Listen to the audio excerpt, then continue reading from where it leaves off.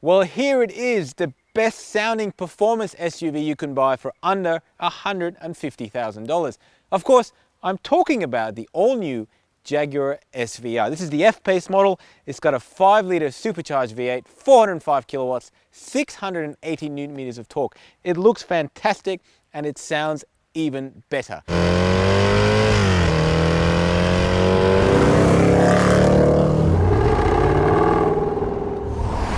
Before I jump in though, I do actually want to show you the exterior of this car because I reckon they've done a really good job making this stand out from the regular F-Pace. Now, you've got these bonnet vents up here.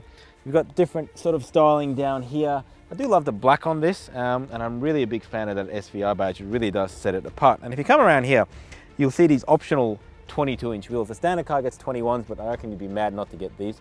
These brakes are also humongous, 395mm up front, 396 in the rear, so it's actually bigger on the rear.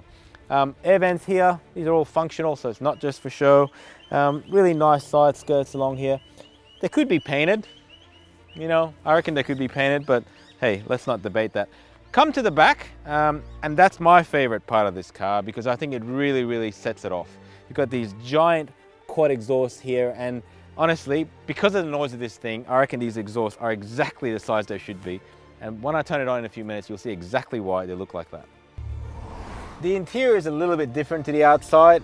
It looks pretty similar to a regular F-Pace. I'm a bit sad that they've gotten rid of the rotary dial actually, so you've got a sort of standard gear lever here. Now Jaguar tells me the reason they've done that is because this is perceived to be more sporty.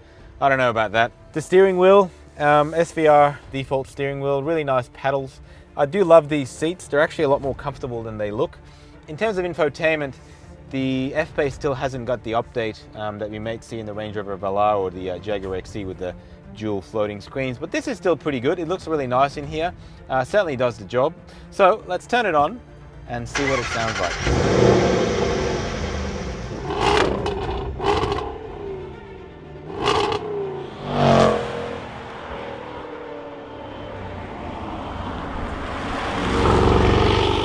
So the first thing I do when I jump in this car is I press this exhaust button because, I mean, how good does this thing sound? Now this is a proper old school V8 with a supercharger attached.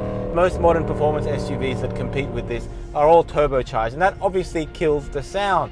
So this thing from the outside is spectacularly loud, and I love that about this car. It's worth noting though, it's actually not as loud as a Range Rover Sport SVR. It doesn't have the crackles in the same manner. That's got to do with, you know, new regulations in Europe and all sorts of things about noises. But it is still ridiculously loud. And honestly, if you're going to spend this kind of money for a performance SUV, that's, to me at least, definitely part of the game. One of the main reasons that you would pick this over some of its competitors is its dynamic handling ability. Now I know the likes of Porsche will say the same about their cars, and it's probably true. But I think the one difference for me in this car compared to most of its German rivals is the emotional attachment. I feel like I'm really part of the process of going fast with this car. A lot of that's got to do with noise, but also it's the way the steering feels, it's the way the chassis rides, it's the way it doesn't roll at all into corners. This is 30% or thereabouts stiffer than the second best F-Pace, and that's the supercharged V6. And you really do get to feel that when you push it hard. And when it comes to stop, man, those brakes absolutely stop this thing on a dime.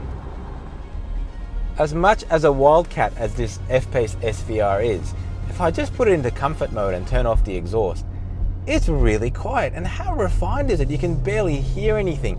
It rides really nicely. My kids could fall asleep back there, no problem. And I suppose that's part of the appeal. It's got a very different dual personality between dynamic mode and comfort mode. And I absolutely love that about this car. At the end of the day, I really do feel like this SUV comes from an era long gone. Now, I don't mean this is old or technologically inept. What I do mean is that I feel like I have a much deeper emotional connection. It really makes me feel alive. I kind of giggle a little bit when that engine crackles. You know, the sound is blowing out of the exhaust. It's phenomenal to drive, and it feels great when you sit here and you're going flat out. Yet, it also feels fantastic when you're going as slow as this. It kind of ticks all the boxes you want from a performance SUV. And frankly, for about 150 grand, I really can't think of anything else I'd rather own that gives me the same feeling behind it.